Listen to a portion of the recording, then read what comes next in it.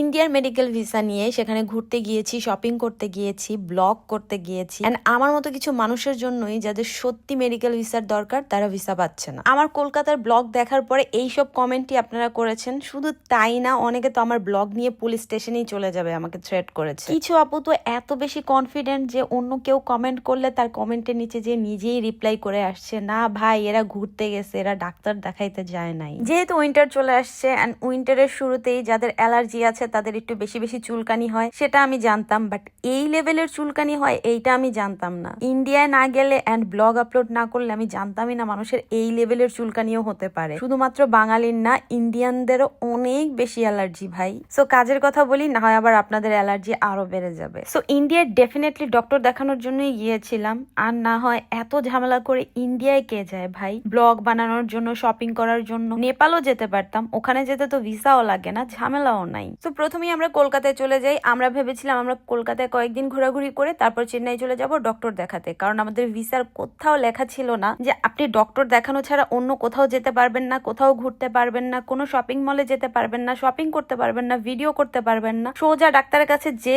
আবার সোজা বাংলাদেশে চলে আসতে হবে। যেহেতু এরকম কোনো রেস্ট্রিকশন ছিল না, সো আমরা ঘোরাঘুরিও করেছি, খাওয়া দাওয়া করেছি, শপিং করেছি, ব্লগ করেছি, এভরিথিং করেছি, এন্ড ডক্টর দেখিয়ে সোজা বাংলাদেশে চলে এসেছি। এন্ড যারা কমেন্ট করছেন আমাদের মতো মানুষদের জন্য যাদের সত্যি মেডিকেল ভিসা দরকার তারা ভিসা পাচ্ছে না, সুযোগ নষ্ট হচ্ছে, এখানে আসলে কারো জন্য কারো সুযোগ নষ্ট হওয়ার কোনো ওয়ে নাই। মেডিকেল ভিসার জন্য আপনার ভ্যালিড পেপারস শো করতে হবে। ইন্ডিয়ান এম্বাসি যদি মনে করে আপনার ইন্ডিয়ায় যে ট্রিটমেন্ট করানো দরকার তাহলে আপনাকে ভিসা দিবে, আর না হয় দিবে না। কেউ কারো সুযোগ নষ্ট করার কোনো ওয়ে নাই, এটা কোনো কোঠা না। এন্ড আমি চিন্তাও করি নাই যে অসুস্থতা নিয়েও আমার আপনাদেরকে প্রুফ দিতে হবে। ভাগ্যিস এই ক্লিপগুলো আমি নিয়েছিলাম। আমি আসলে চিন্তা করেছিলাম একটা ভিডিও বানাবো যেখানে আমি আমার চেন্নাইয়ের ট্রিটমেন্টের এক্সপিরিয়েন্স শেয়ার করব, বাট এখন আমার এই ক্লিপগুলো অ্যাজ এ প্রুফ ইউজ করতে হচ্ছে। 4 দিন আমরা হসপিটালে দৌড়াদৌড়ি করি, অ্যান্ড হসপিটালে দৌড়াদৌড়ি করতে করতে সুশ্রী অসুস্থ হয়ে গিয়েছে।